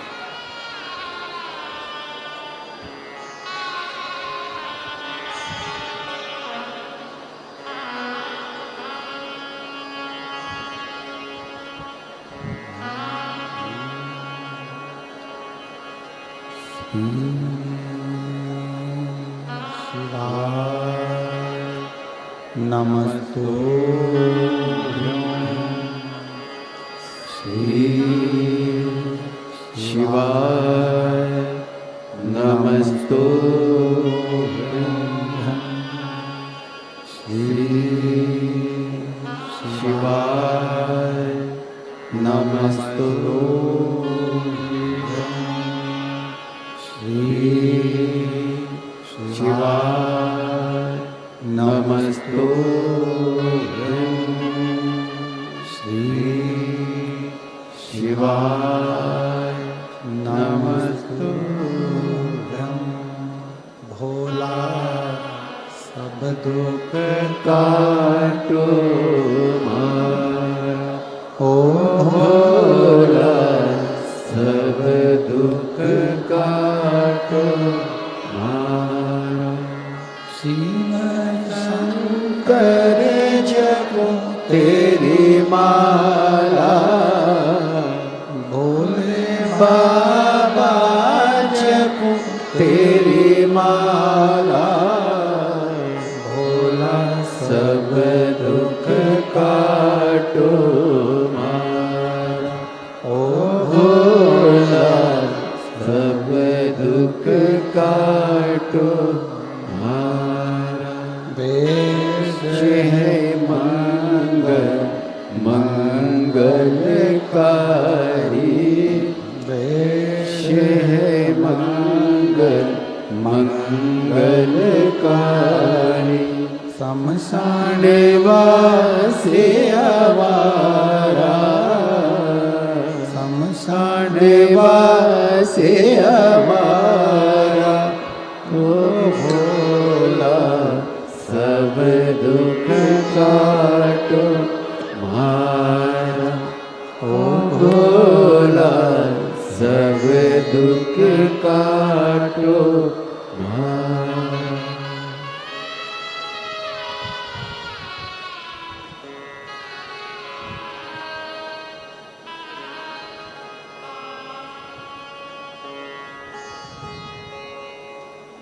बाबा देवाधिदेव महादेव भगवान शिव ओगड़दानी त्रिकालदर्शी कैलाशी विनाशी की कथा कर संकल्प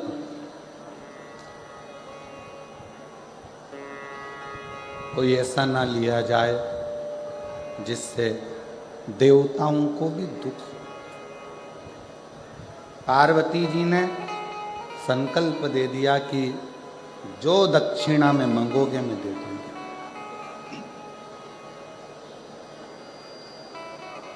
और शिव महापुराण की कथा कहती है सनत कुमार ने दक्षिणा में क्या मांगा, स्वयं देवाधिदेव महादेव को सनत कुमार ने दक्षिणा में मांग लिया। स्वयं शिव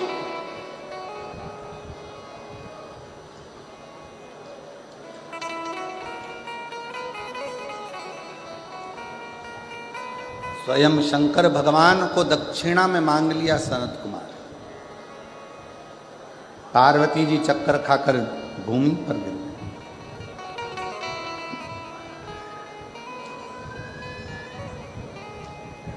ये मांगा भी तो क्या मांगा, देवताओं ने समझाया,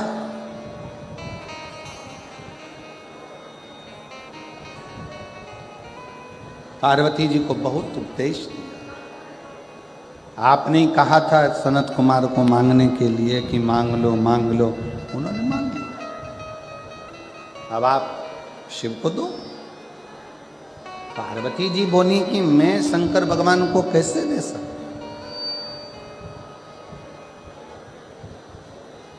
मैं भगवान शंकर को कैसे दूं, शिव को नहीं दे सकती।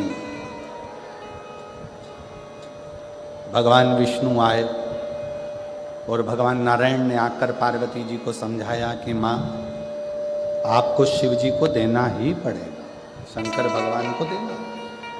संकल्प यदि पूरा नहीं होगा तो देवताओं पर भी आन बनती है और जो आपने नियम लिया है वो नियम भी आपका पूर्ण नहीं होगा, इसलिए आपको देना है।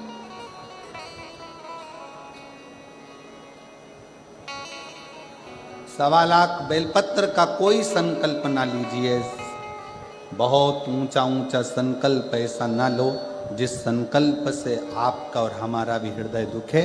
संकल्प ऐसा लो कि मैं रोज अपने घर के नजदीक में जो शंकर का मंदिर होगा वहां 1 लोटा जल चढ़ाने रोज जाऊंगी, ये मेरे भीतर का संकल्प।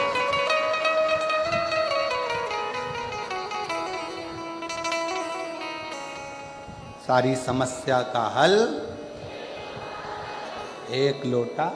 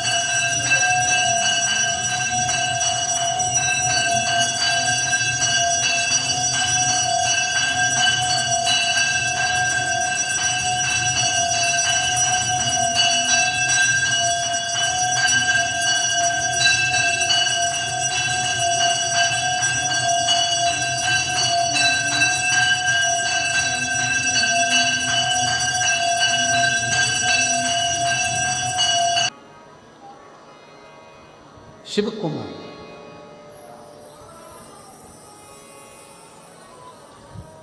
और भगवान शंकर देने के लिए भगवान नारायण, भगवान ब्रह्मा स्वयं आए और आकर कहा कि आप शिव को दे दीजिए सनत कुमार, दे दो, ये सनत कुमार को दे दिया जाए।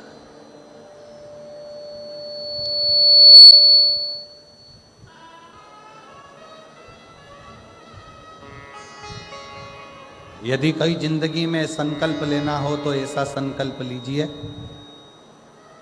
जिस संकल्प के बल पर भगवान हमको मिल जाए। कितने लोग हैं जो रोज शिव जी के मंदिर में जाकर एक लोटा जल चढ़ाते हैं? हाथ उठाओ जरा। सभी लोग बहुत बहुत धन्यवाद, प्रणाम, आपके चरणों को नमन करते हैं, प्रणाम। जाना चाहिए। एक संकल्प अपने भीतर लो, एक संकल्प अपने अंदर उतारिए कि शिव के मंदिर में जाकर एक लोटा जल समर्पित कर लो।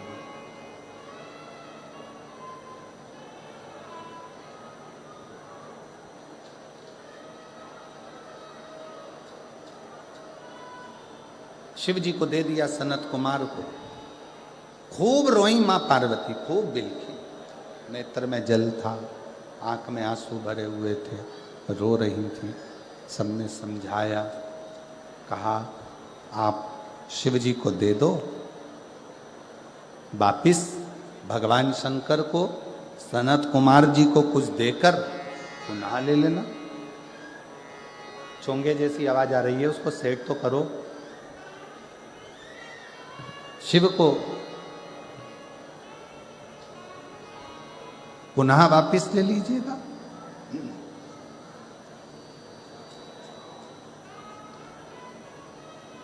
सनत कुमार जी को शंकर भगवान दे दिएगा, बाबा भोलेनाथ दे दिए।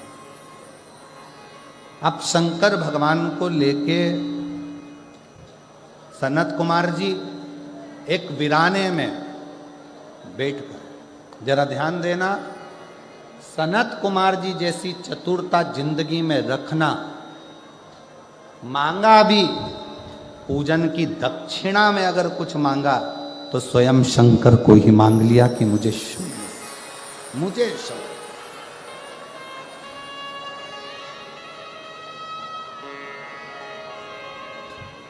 स्वयं शिव भगवान से अगर मांगना ही है तो शिव जी से उनका साथ मांगो, साथ।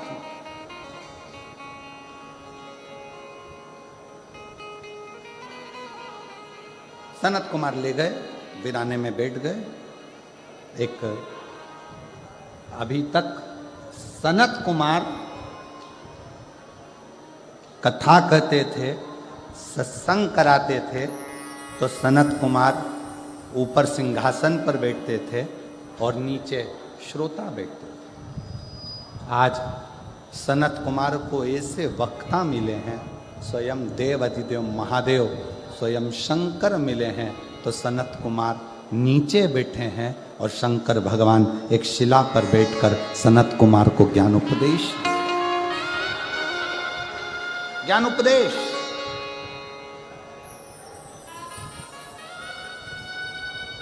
जैसे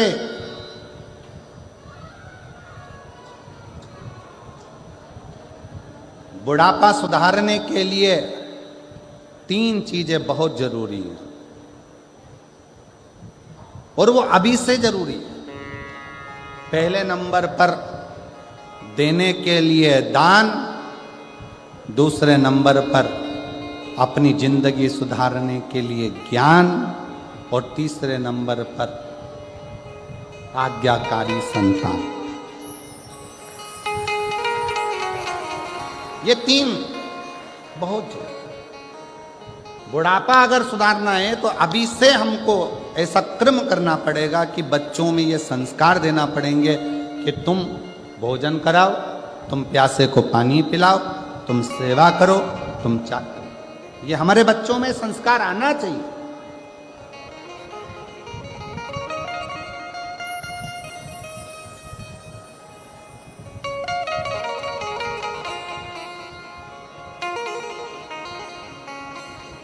आजकल एक नया ट्रैक लगा लिया लोगों ने, एक नया ट्रैक चालू कर दिया कि कहीं भंडारे में भोजन मत करो। महाराजों ने अपने अपने प्रवचन में कहना चालू कर दिया। हम उन महाराज जी से पूछें कि आप अपने दिल पर हाथ रख कर देखो कि आपने बचपन से अभी तक एक बार भी क्या भंडारे में भोजन नहीं करा होगा? प्रवचन देने से पहले अपने ऊपर भी अमल किया।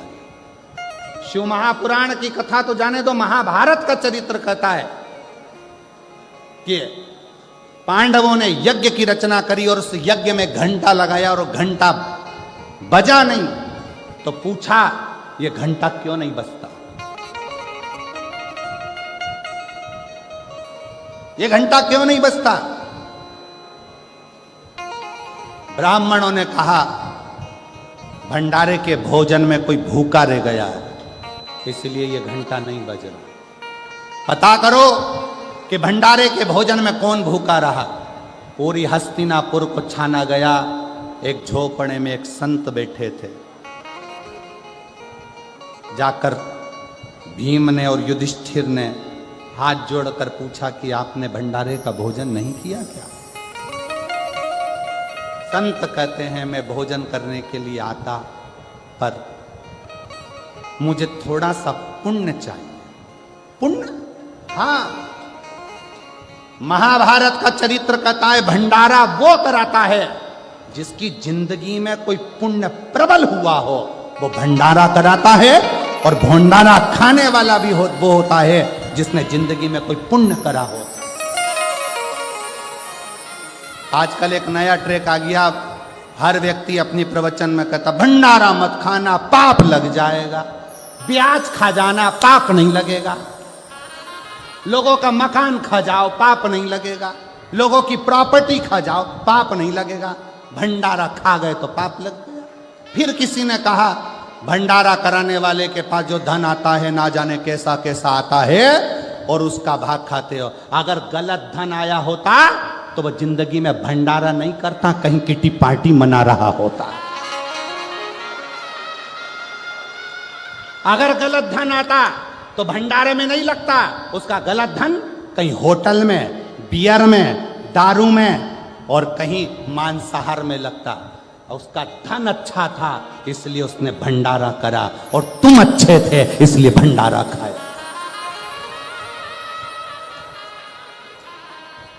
ये भंडारा नहीं, हमारे सनातन धर्म की एकता को दर्शाता है। भंडारा का प्रसाद जब व्यक्ति खाने बैठता है तो अपना अहंकार छूट जाता है, जमीन पर बैठता है, मांग कर खाता है। बड़ा बड़ा करोड़पति भी जब हाथ फैला कर लेता है तो परमात्मा उसकी झोली खुशियों से भर देता है। वो भंडारा करना। एक ने प्रवचन में कह दिया भंडारा मत खाओ, दूसरे ने प्रवचन में कह दिया भंडारा मत खाओ, तीसरे ने कह दिया भंडारा मत खाओ। शिव महापुराण की कथा कहती है बस किसी का दिल दुखाना बंद कर दो, किसी का दिल मत दुखाओ और गलत चीज मत खाओ। तुम्हारी मर्जी पड़े उतने भंडारे खाओ और उतने बड़े भंडारे करो। और भगवान से प्रार्थना करो कि आज ये भंडारा कर रहा है मेरे कुबेर भंडारी, ऐसा भंडार मेरा भरना कि एक बार मैं भी भंडारा ऐसा ही करूं। ऐसी ही शिव पुराण की कथा है। सनातन धर्म को जोड़ो, तोड़ो नहीं। एक ने प्रवचन में किया, दूसरे ने प्रवचन में कह दिया, तीसरे ने प्रवचन में कह दिया। लोगों के मन में संशय उत्पन्न हो गया, भंडारा खाएं कि ना खाएं, खाएं कि ना खाएं, खाएं कि ना खाएं। अरे उसके पास कोई अच्छा पुण्य का धन आया होगा तो ही तो भंडारा करा होगा, नहीं तो कहीं गलत जगह पर उसका धन लग जाता।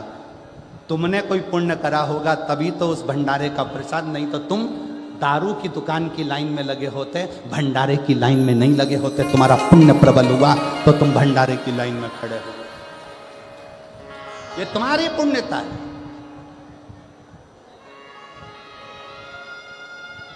आग लगे बस्ती में, जम के बोलो जरा अपन रहो, क्या किसको रोइए, चादर तान के सोइए। बाबा का भजन करो, स्मरण करो। आजकल सोशल मीडिया पे हर कुछ डालते रहें, इधर से सुनो इधर से निकालो, बची कुची की तो झटकारो। सिर पे पल्लू एक साइड का रखने की जगह दो ही साइड का रखो, यहाँ से निकले यहाँ से जाए। जब अच्छी कथा मिले तो एक साइड का पल्लू रखो, क्यों? यहाँ से घुसे पर निकले नहीं।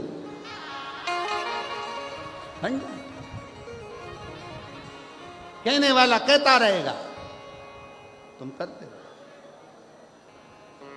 सूचना मिली, महाभारत का चरित्र कर रहा है भंडारे के लिए, महाभारत का चरित्र। सूचना मिली, युधिष्ठिर को गए, बाबा भोजन पुण्य चाहिए, पुण्य भोजन पुण्य। हाँ, क्या पुण्य चाहिए?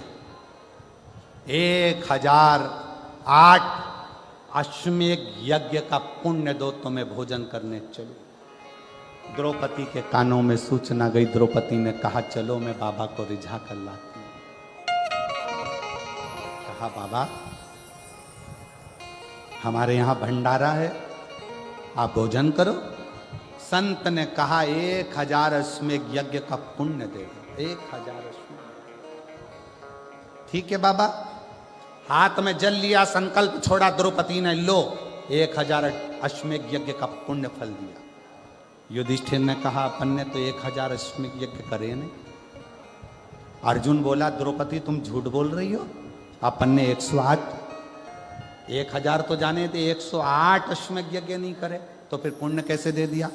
द्रौपदी कहती है बाबा के चरणों में मेरा द्वारका नाथ कहता है जब हम किसी गुरु के संत के दरवाजे पर जाते हैं, कथा में जाते हैं, मंदिर जाते हैं, जितने कदम चलकर जाते हैं उतने अश्वमेध यज्ञ हम अपनी जिंदगी के कर लेते हैं। उतने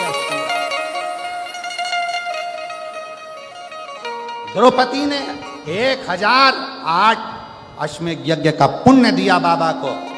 संत ने जाकर भंडारा प्रसाद ग्रहण करा। इधर का पुण्य और उधर का पुण्य जब मिला तब यज्ञशाला में लगा हुआ घंटा अपने आप बज गया, अपने आप। ये महाभारत का चरित्र कह रहा है, ये महाभारत की कथा कह रही है।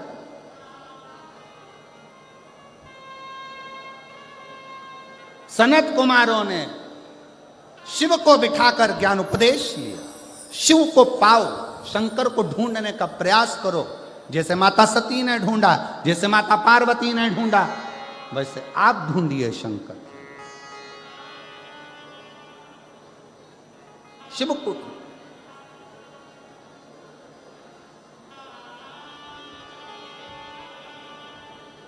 कितना सती मैया जलकर भस्म हो गई, हिमालय राज के घर में पार्वती के नाम से प्रकट हो गई, और वो पार्वती मैया बाल्यावस्था से शंकर को रिझाने में लग गई, शंकर को पाने के लिए, शिव को पाने के लिए।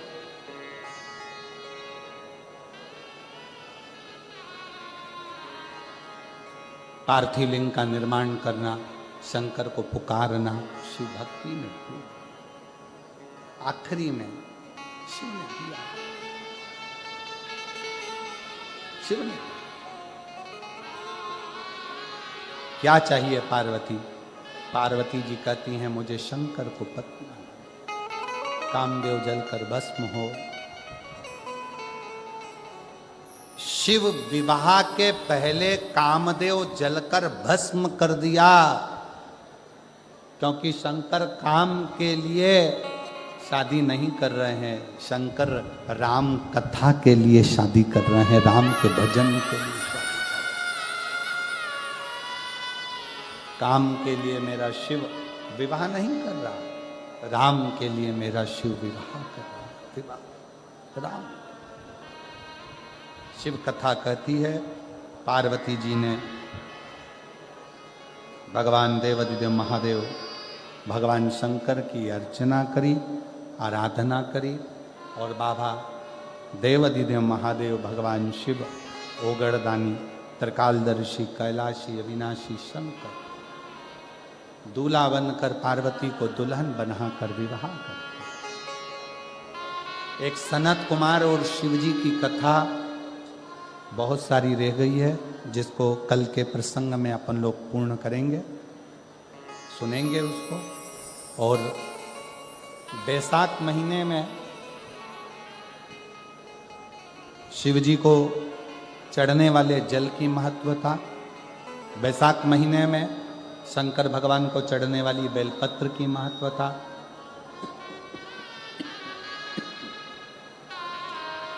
कल की कथा में श्रवण करेंगे और अपने जीवन को सार्थक बनाएंगे। शंकर भगवान पधार रहे हैं, पार्वती मैया को लेकर जोरदार ताली बजाकर स्वागत करें श्री पार्वती का।